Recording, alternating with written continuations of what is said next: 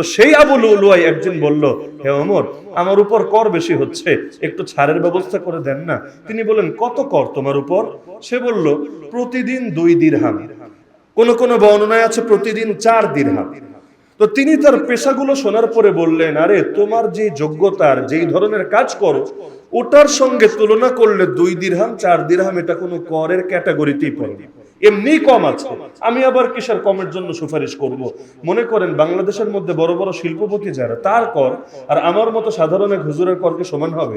কোশ্চিনকালেও না। যার ইনকাম যেমন তার উপর যে কর আরোপ করা হবে সেটাও হবে তেমন। তো জিজিয়া এটা ব্যক্তির অবস্থা দেখে আরোপ করা হয়। তো তিনি বললেন, না, আমি এটা কমার জন্য সুপারিশ করতে পারবো না, আমার কাছে এটা যৌক্তিক মনে হয় না। সুপারিশ করলে তো সে মানবে, কিন্তু এটা আমার কাছে সুপারিশ করাকে যৌক্তিক মনে হচ্ছে না। এতে সে এতটা ক্ষিপ্ত হলো, সে ওমর যাওয়ার পরে মানুষদেরকে বলতে শুরু করলো, শুনেছি ওমর নাকি বড় ইনসাফকারী, বড় ন্যায় বিচারক, তবে ওমরের ন্যায় বিচার আমি ছাড়া দুনিয়ার সবার জন্য প্রযোজ্য। যে ওমরের ন্যায় বিচারের বাইরে একটা কুত্তাও না, যিনি একটা কুকুরকে পর্যন্ত এভাবে দেখেন যে যদি একটা কুকুরও না খেয়ে মারা যায় ফুরাত নদীর তীরে আমার শাসন আমলে না খেয়ে, এটার জন্য আমাকে জবাব দিতে হবে। আর আবু লুলুয়া ফাইরুজ সে বলছে, ওমরের ইনসাফ আমি ছাড়া বাকি সবাই পেয়েছে, তাহলে আমার জন্য তার ইনসাফ নাই। সেখানে এসে সিদ্ধান্ত নিল, এই ওমরকে আর জানিয়ে বাঁচতে দেব না। আপনি দুনিয়ার গত 100 বছরের ইতিহাস পড়লেও দেখবেন অনেক পাওয়ারফুল নেতা বা রাষ্ট্রপ্রধানকে হত্যা করে ফেলা হয়েছে সামান্য সামান্য ব্যক্তি স্বার্থের কারণে। মানে জাতির স্বার্থ না, জনগণের স্বার্থ না, রাষ্ট্রীয় স্বার্থ না, একেবারেই অতি সামান্য ব্যক্তি স্বার্থের কারণে খুন করে ফেলেছে। অথচ একজনের খুনের দ্বারা হয়তো গোটা জাতির ক্ষতি হয়ে গিয়েছে, সেও সেখানে সিদ্ধান্ত নিল খুন করবে। কিভাবে? যেহেতু লৌহকার সে, তার জন্য তো ছুরি টুরি বানানো এমনি সহজ। সে ছুরি বানালো এমন ছুরি যার 2 দিকেই ধার। এমন ছুরি আছে না, যে 2 দিকেই ধার।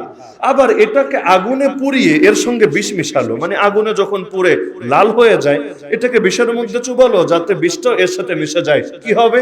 কোনোভাবে যদি একটু রক্তের ছোঁয়া পেয়ে যায় তাহলে এটা ধীরে ধীরে পুরো শরীরে ছড়িয়ে যাবে এবং এক পর্যায়ে বিষক্রিয়ায় মারা যাবেই যাবে। এটা বানানোর পর সে তখন দেখা করলো পারস্যের এক আমির হুরমুজানের সঙ্গে, যেই সময় তার সাথে আর এক খ্রিস্টান নেতাও ছিল। এই 3 জন একটা বৈঠক করলো। সেই বৈঠকে সে তার প্ল্যান এবং পরিকল্পনার কথাও জানালো, আমি চাচ্ছি ওমরকে আর দুনিয়া রাখবো না, জানেই মেরে ফেলবো। তো ওমরের উপর সবাই এমনি খেপা, ইহুদিরা খেপা কারণ তাদেরকে আরব উপদ্বীপের বাইরে পাঠিয়েছে, বাইজেন্টাইনরা খেপা তাদেরকে শাম আর মিশরের বাইরে বের করেছে, আরো অনেকে খেপা কারণ যে হারে ইসলামের বিজয় যাত্রা সামনে আগাচ্ছে ওরা আর টিকতে পারবে বলে ওদের কাছে মনে হচ্ছে না। তো সবারই ক্ষোভ। তো এখন তারাও তো মহা খুশি, যা ওমরকে বিদায় করা হবে। এই 3 জন যে ষড়যন্ত্র শরীক ছিল এর অন্যতম প্রমাণ হলো পরবর্তীতে ওমর রাদিয়াল্লাহু আনহুর এক পুত্র যার নাম সম্ভবত ওবাইদুল্লাহ, সেই 3 জনকে মানে পরবর্তী 2 জনকেও ডাইরেক্ট খুনি ছাড়া যেই 2 নেতার নাম বললাম এদেরকেও গিয়ে হত্যা করে দিয়েছিল, এ কারণে যে তারা এটা জানতো এবং এতে তাদের নীরব সমর্থন ছিল। একদিন ওমর রাদিয়াল্লাহু আনহু, এটা হলো জিলহজ মাস শেষ হতে মাত্র 4 দিন বাকি, কত হিজরি? 23 হিজরি। সনগুলো মনে রাখবেন। যদি এমন হয় যা দুনিয়ার সবার ইতিহাসে মনে থাকে খালি নবী আর সাহাবীদের ইতিহাস মনে থাকে না, এটা বড়ই হতাশাব্যঞ্জক আর দুঃখজনক কথা ছাড়া কিছু না। 23 হিজরি, জিলহজ মাস শেষ হতে বাকি মাত্র 4 দিন।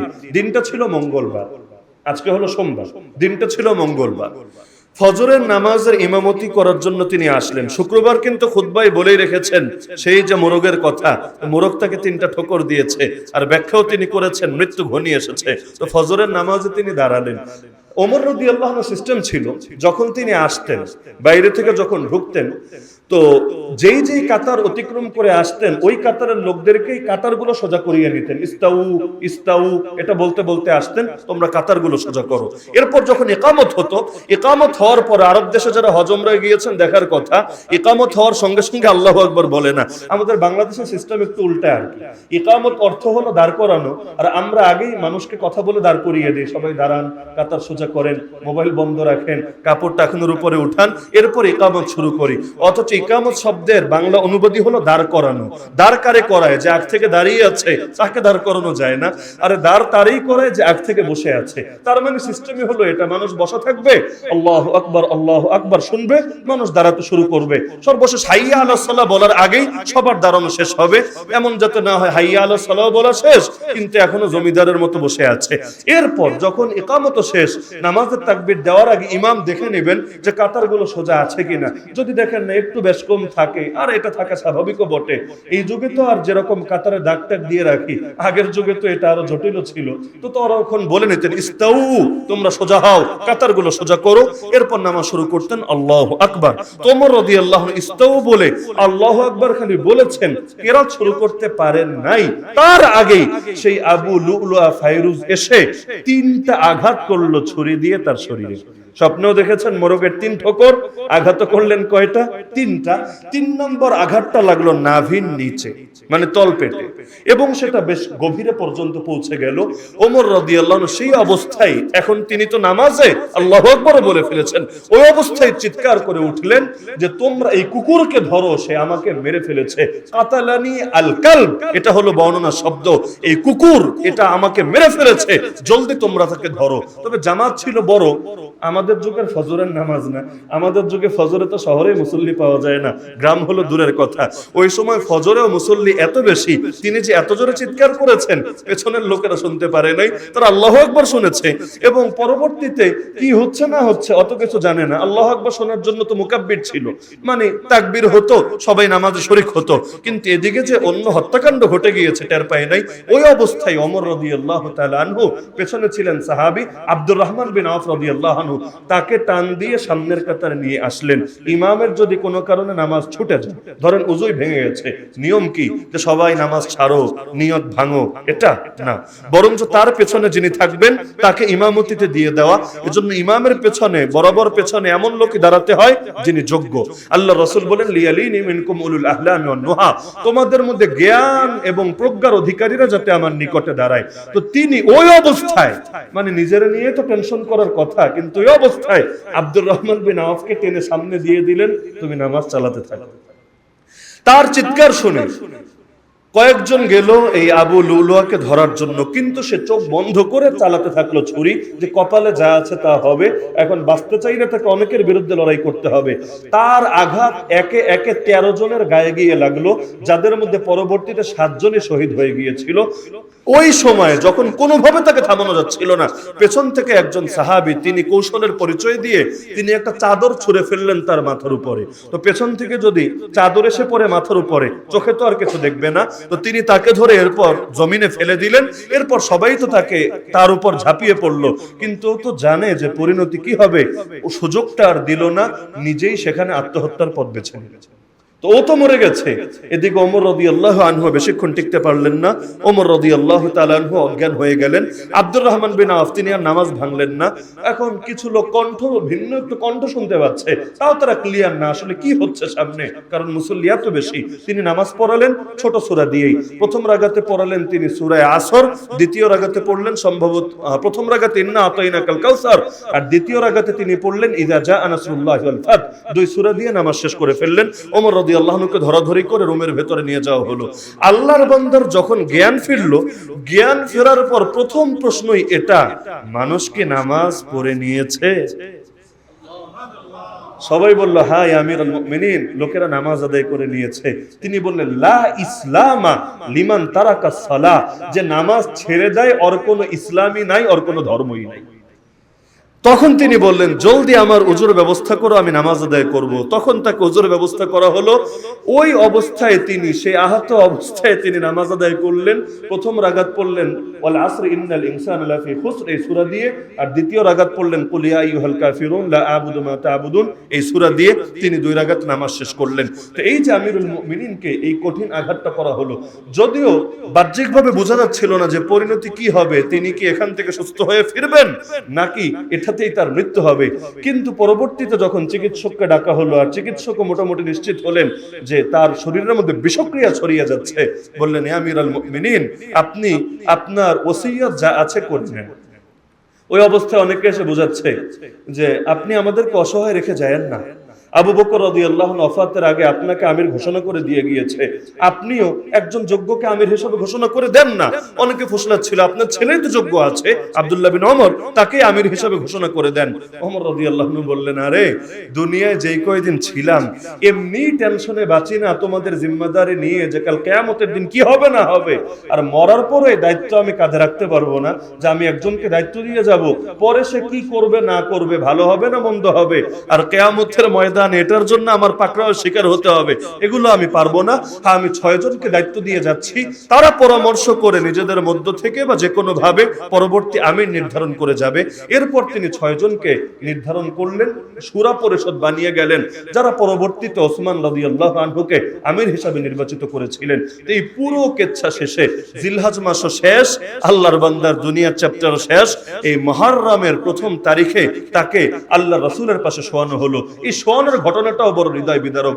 তিনি তার পুত্র আব্দুল্লাহ বিন ওমরকে বললেন, হ্যাঁ আব্দুল্লাহ, তুমি একটু যাও উম্মুল মুমিনিন আয়েশা রাদিয়াল্লাহু আনহার কাছে, তাকে গিয়ে সালাম দিবা, অনুমতি দিলে তারপর কথা বলবা, অনুমতি না দিলে তুমি চলে আসবা। যদি তোমাকে অনুমতি দেয় তুমি বলবা যে ওমর তো আপনাকে সালাম জানিয়েছেন, খবরদার আমিরুল মুমিনিন বলবা না, কারণ আমি আর এখন আমির নাই, আরে আমার আমিরগিরি শেষ, তো এই কারণে আমিরুল মুমিনিন শব্দ বলবা না, ওমর শব্দ বলবা, যাতে তিনিও এটাকে চাপ মনে না করেন। আমার সালাম পৌঁছাবা আর বলবা যে ওমর একটু অনুমতি চাচ্ছে আপনার কাছে, যদি তাকে আল্লাহ রাসূলের পাশে শোয়ার ব্যবস্থা করে দিতেন। কারণ এক পাশে তো আবু বকর রাদিয়াল্লাহু আনহু শোয়া আছেন, আর আল্লাহর নবীকে কোথায় শোয়ানো হয়েছে সবাই জানেন, আয়েশা রাদিয়াল্লাহু আনহার ঘরেই, সেটাই তার কবর হয়ে গিয়েছিল। তো এক পাশে তো শোয়া আছেন আবু বকর রাদিয়াল্লাহু আনহু, তো আমার পক্ষ থেকে সালাম জানাবা, খবরদার আমিরুল মুমিনিন বলবা না। এরপর তিনি যদি অনুমতি দেন তোমাকে কথা বলার, তাহলে তুমি সেই ক্ষেত্রে বলবা যে ওমর রাসূলের পাশে, দুনিয়াতেও তো সারা জীবন পাশে পাশেই ছিল, এখন মাটির ক্ষেত্রেও একটু পাশে থাকার অনুমতি চাচ্ছে। তো যখন আব্দুল্লাহ বিন ওমর গেলেন, সালাম দিলেন, আয়েশা রাদিয়াল্লাহু আনহা শুনলেন, শুনে তিনিও কেঁদে ফেললেন। তিনি বললেন, আরে এই জায়গাটা তো আমি নিজের জন্য নির্বাচন করে রেখেছিলাম, আমারও তো দিল চায় আল্লাহ রাসূল সাল্লাল্লাহু আলাইহি ওয়াসাল্লামের সঙ্গে গোটা জীবন ভর ছিলাম, আল্লাহ নবী আমাকে সবচাইতে বেশি ভালোবাসতেন, তা আমার ওফাতের পর আল্লাহ রাসূলের পাশেই থাকবো। কিন্তু শোনো, আমি স্যাক্রিফাইস করলাম আল্লাহর জন্য, আমি ওমরকে আমার নিজের উপর প্রাধান্য দিলাম, গিয়ে আমার সালাম জানিও আর বলো যে ঠিক আছে, ওমরের মৃত্যুর পর তাকে আল্লাহ রাসূলের পাশেই সমাহিত করা হবে ইনশাআল্লাহ। ওমর রাদিয়াল্লাহু আনহুকে সংবাদ দেওয়া হলো।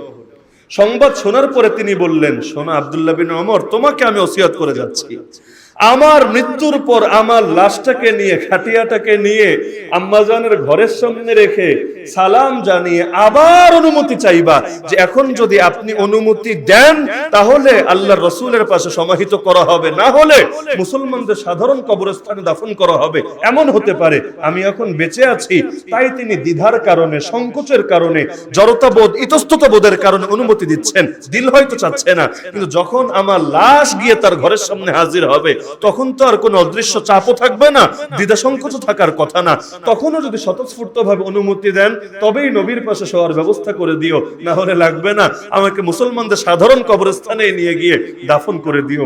আয়েশা রাদিয়াল্লাহু আনহার ঘরের সামনে তার ওফাতের পর জানাজা শেষে খাটিয়া নিয়ে যাওয়া হলো, আবার সালাম জানিয়ে বলা হলো যে আম্মা জান, ওমর রাদিয়াল্লাহু আনহু তার শেষ জীবনে কথা বলে গিয়েছিলেন, এখন আমরা কি করব?